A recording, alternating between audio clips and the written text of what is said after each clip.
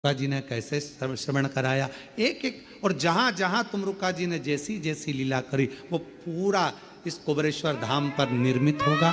आप लोग उसका दर्शन करेंगे और पूरा विश्व उसका आनंद पाएगा। ऐसा तुम रुक्का कर शिव तत्व है। आप लोगों को भी तो लगना चाहिए कि आप लोगों ने जो दान किया सही जगह लगा कि नहीं लगा। आप और हम तो एक दिन चले जाएंगे, पर आप लोगों का दिया हुआ धन सही जगह पर लगा कि नहीं लगा, आप कम से कम देखकर संतुष्ट तो। शिव तत्व है शंभु, उसकी उदारता कम नहीं, कम नहीं। कोई कह दिया आपको कि ये काम नहीं होगा, आप विश्वास रखिए, भरोसा। कभी कभी हम रोज नहीं बोल रहे हैं, ठीक है। जब बहुत मन में अशांति हो, बहुत टेंशन हो, बहुत तकलीफ हो, कोई बहुत बड़ी विघ्न में अगर फंस गए हो, बहुत टेंशन में अगर फंस गए हो, तो 2 चंद्र दीप लगाया करो। 2 दीपक एक साथ पास में रखकर, दोनों घृत के, घी के, एक चंद्रमौलेश्वर महादेव के नाम से और एक चंद्रघंटा माता के नाम से। कौन कौन से नाम है? चंद्रमौलेश्वर और दूसरा चंद्रघंटा। क्यों? भगवान शिव को माला पिनाने से पहले मां जगत जननी जगदम्बा अम्बा पार्वती ने चंद्र को अपने मस्तक पर ले लिया था, फिर शिव जी को माला पिनाई थी। और भगवान शंकर ने मां अम्बा जगदम्बा को माला पिनाने से पहले चंद्र को अपने मस्तक पर ले लिया था, फिर माला पिनाई। तो चंद्र घंटा और चंद्रमौलेश्वर भगवान का। बहुत मन में अशांति हो, लग रहा है बहुत हार चुका हूं, अब तकलीफ की जिंदगी खत्म नहीं हो रही, तो कभी शिव मंदिर में जाकर 2 चंद्र दीप अवश्य लगाओ। मतलब दोनों दीपक पास पास में रखकर दोनों घी के दीप अवश्य प्रज्वलित करो, अवश्य। बहुत जब कभी कभी बोला है,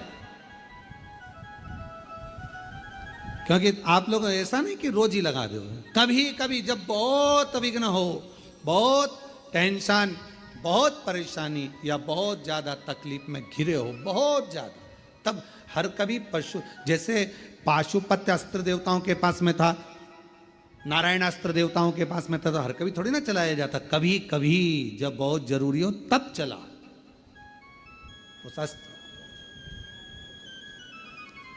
कई लोग हमसे कहते हैं आप इतने बड़े बड़े संवाद बता देते हो, तो वो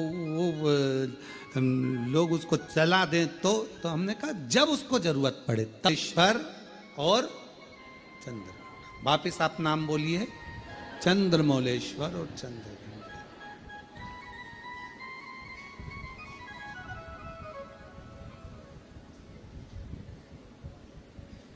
भगवान 2 दीप पास में घृत के, घी के, बाबा को लगाओ। चंद्रदीप मां अम्बा जगदम्बा को जैसे आपने स्वीकार किया, माता को जैसे आपने भय से मुक्त किया, जैसे संपूर्ण विश्व के कल्याण के लिए हे शंकर भगवान आपने मां अम्बा के मस्तक पर चंद्रमा रख दिया, और मां को स्वीकार करने के लिए फिर अपने मस्तक पर चंद्रमा ले लिया।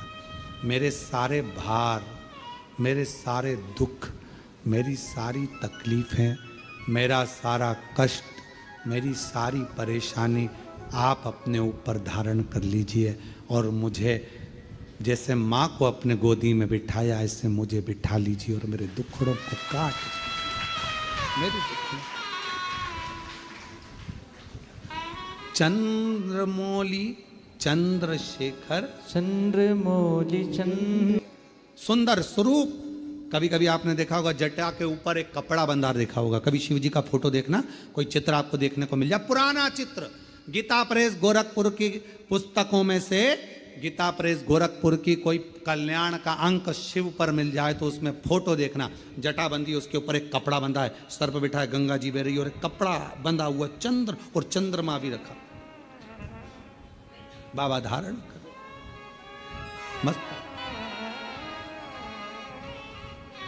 धारण करो। ऐसा ऐसा कपड़ा उनके, हम तो ज्यादा बांध ले समझ लो, वो तो छोटा बांध ले।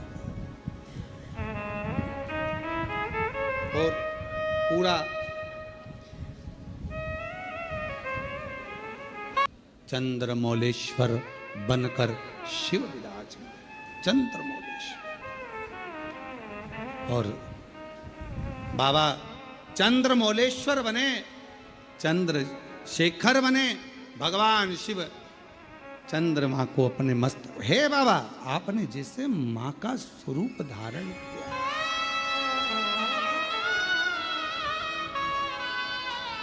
बांध लें, बांध लें।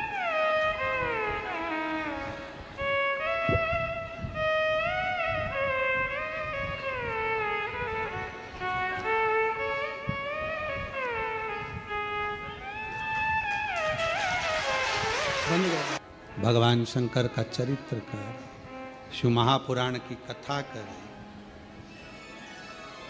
जब बहुत विषम परिस्थिति हो, बहुत टेंशन हो, बहुत ज़्यादा विघ्न पड़ा हुआ हो और कोई कार्य ना हो रहा हो, तब 2 दीप घृत के शिव मंदिर में बाबा से कहकर, बाबा मेरे सारे दुख, सारी तकलीफ, सारे कष्ट, सारा बीमारी, सारी परेशानियाँ, जैसे आपने चंद्रमा को धारण किया ऐसे आप इन सब को ले लीजिए।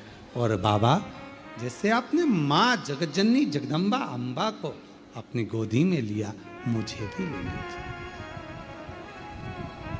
दीप चंद्रमौलेश्वर महादेव और चंद्र घंटा, 2 के नाम से,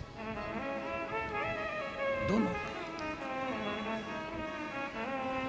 जब हम बाबा देव अधिदेव महादेव से अपने मन का भाव कहते हैं तो बाबा उसको स्वीकार करता है, शिव जी से स्वीकार करता, शंकर भगवान स्वीकार करेंगे।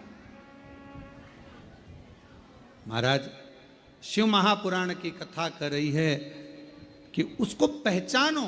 लोग कहे मेरा काल अधिपति, मेरा महाकाल राजा, मेरा शिव स्वर्ग है, शिव ही मोक्ष है, शिव ही स्वर्ग है, शिव ही मोक्ष है, शिव ही परम साध्य है, शिव ही परम साध्य है, शिव ही जीव है, शिव ही ब्रह्म है, शिव हमारे आराध्य हैं और शिव मेरी जिंदगी है। शिव के बिना सब शून्य है, शिव ही सत्य है, शिव के सिवा सब शून्य, शिव के सिवा सब शून्य है। आप देवाधिदेव महादेव की आराधना करते हैं, अर्चना करते हैं, परिस्थिति कैसी भी हो, उस परिस्थिति में यदि आपका परिश्रम, आपकी मेहनत, आपका संघर्ष और भगवान शंकर पर करा गया विश्वास है तो उस परिस्थिति से निकला जा सकता।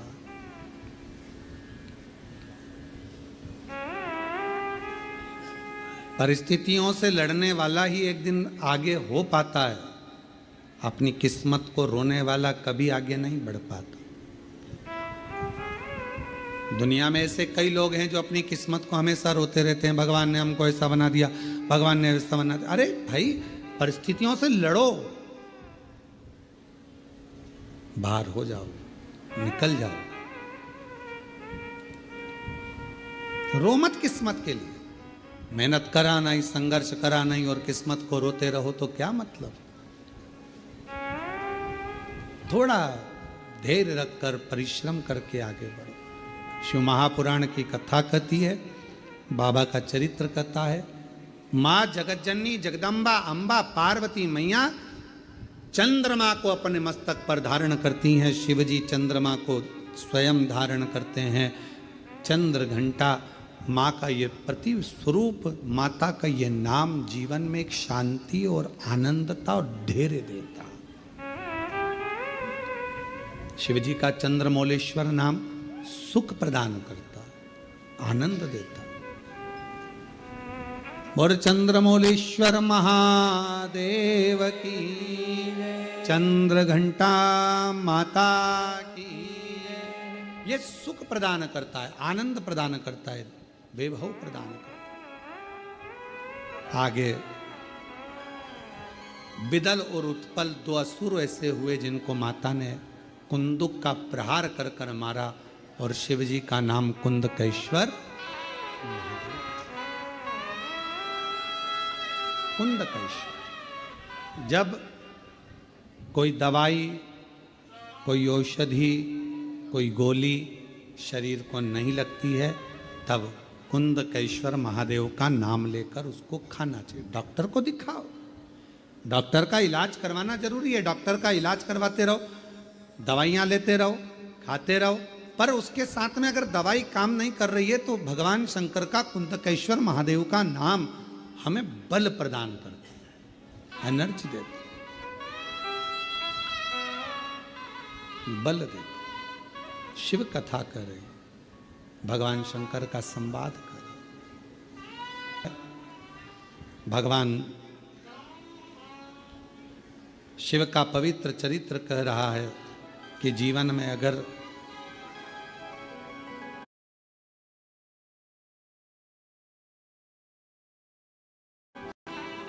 को समाप्त कर। कौन से महादेव? कुंदकेश्वर। ये सुख प्रदान करता है, आनंद देता। आगे वर्णन आया, तारकासुर के 3 पुत्र हैं, तारकाक्ष, विदुम्माली, कमलाक्ष के। और इन तीनों ने जो उपद्रव मचाया था ब्रह्मा जी से वर प्राप्त करने के बाद, तब भगवान शंकर स्वयं पशुओं के पति बनकर, देवताओं को पशु बनाकर, भगवान ने तीनों को एकत्रित कर कर अपने त्रिशूल से उन तीनों का वध किया।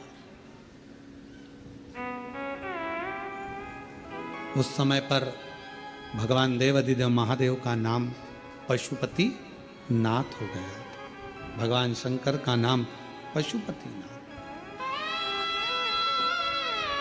फिर निवेदन करें, एक पाशुपत्य अस्त्र है, एक पाशुपत्य योग है, और एक पाशुपत्य व्रत है। इस कलिकाल में, संसार सागर में आप और हम पाशुपत्य अस्त्र को प्राप्त नहीं कर सकते, क्योंकि हमारी और आपकी इतनी तप साधना नहीं है। आपकी और हमारी इतनी तप साधना नहीं है कि हम पाशुपत्य अस्त्र को प्राप्त कर लें। आप और हम पाशुपत्य योग को भी धारण नहीं कर सकते, जो भगवान कृष्ण ने किया है। पर पाशुपत्य व्रत हम धारण कर सकते। 6 दिए मंदिर में ले जाकर प्रसाद के 3 हिस्से कर कर, मंदिर में 2 हिस्से रखकर, 6 दिए पृथ्वी पर रखकर 5 दिए प्रज्वलित कर कर, 1 दिया वापिस थाली में, प्रसाद का 1 हिस्सा वापिस थाली में लेकर, जो सुबह थाली लेकर जाते हैं पूजन की, वही शाम को मां शकंभरी हो गई। दुर्गम को पछाड़ कर मेरी माता ने वेद ले जाकर शकंभरी माता ने ब्रह्मा जी को दिए। वेद और वेद जब ब्रह्मा जी के पास पहुंचे तो जल वृष्टि पुनः प्रारंभ हुई।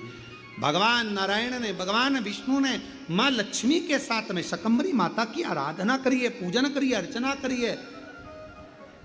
इसलिए शिव महापुराण की कथा कहती है, अगर कोई व्यक्ति बहुत बीमार रहता है, शरीर में कष्ट रहता है, उसको भोजन नहीं भाता, भूख नहीं लगती, भूख नहीं लग रही, भोजन नहीं भा रहा, भोजन नहीं भा रहा, भोजन अच्छा नहीं लग रहा, भूख नहीं लग रही, शरीर में अन्न नहीं लग रहा, दुबला पतला होते जा रहा है, शरीर खराब होते जा रहा है, तो उससे निवेदन है, अगर बन सके तो प्रयास करना,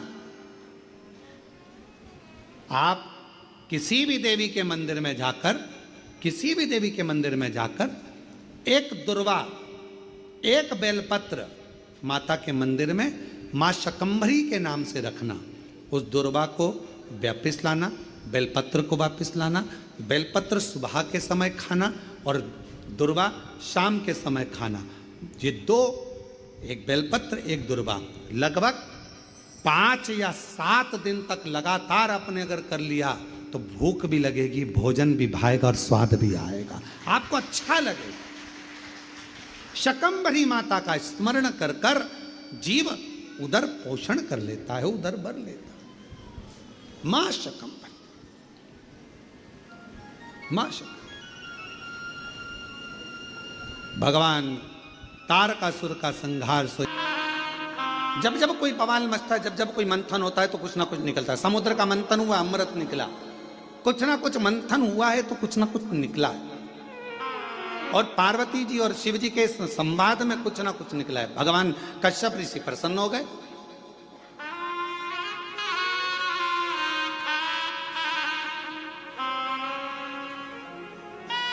और मंथन में कुछ ना कुछ निकलना जरूरी भी है। एक प्रसंग बड़ा सुंदर है महाराज जी।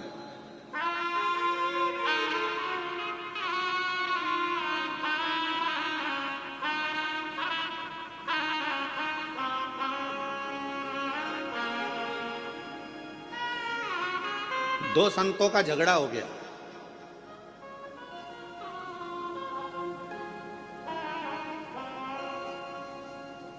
और आपस में दोनों झगड़ लिए। अब दोनों झगड़ लिए तो एक था राम जी का भक्त और एक था हनुमान जी का भक्त, और दोनों में छिड़ गया विवाद। हनुमान जी ने राम जी से कहा, प्रभु दो संत लड़ रहे हैं आपस में, अब तुम क्या कहोगे? राम जी बोले, कहना क्या है, अब इन दोनों को प्रमाणित करने के लिए अपन दोनों को जाना पड़ेगा। जब जब संत झगड़ते हैं, साधु झगड़ते हैं, सन्यासी झगड़ते हैं, तपस्वी झगड़ते हैं, आपस में जब कोई भगवत प्रेमी आपस में झगड़ते हैं तो उसका निर्णय करने के लिए स्वयं परमात्मा को बीच में आना पड़ता है और परमात्मा को निर्णय करना पड़ता है।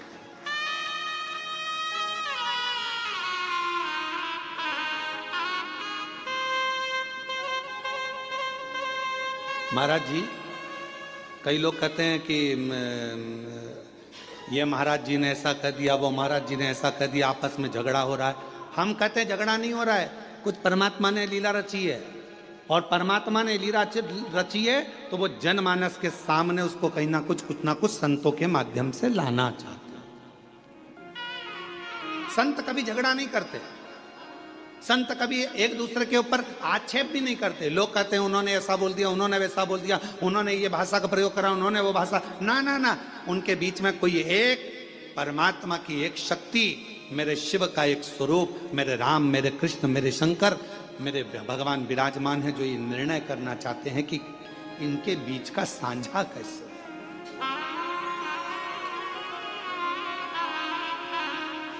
पार्वती जी बोली तुम गलत गिन रहे हो। शिव जी बोले तू गिन ले। फिर पार्वती जी ने गिनती लगाई, 1 2 3 4 5 6 7 8 9 10 11। शंकर भगवान से पार्वती जी बोली ये तो 11 है। शिव जी बोले देख मैं वापस गिनता हूं, 1 2 3 4 5 6 7 8 9 10 11 12। फिर पार्वती जी बोली तुमने फिर अपने आप को गिन लिया। शंकर भगवान बोले कश्यप ऋषि से पूछ ले कि कश्यप बाबा तुम ये 11 शिवलिंग बनाते हो कि 12 शिवलिंग बनाते हो? कश्यप बाबा से पूछा पार्वती जी ने कि कश्यप ऋषि तुम इतने बड़े ऋषि होकर तुम्हें 12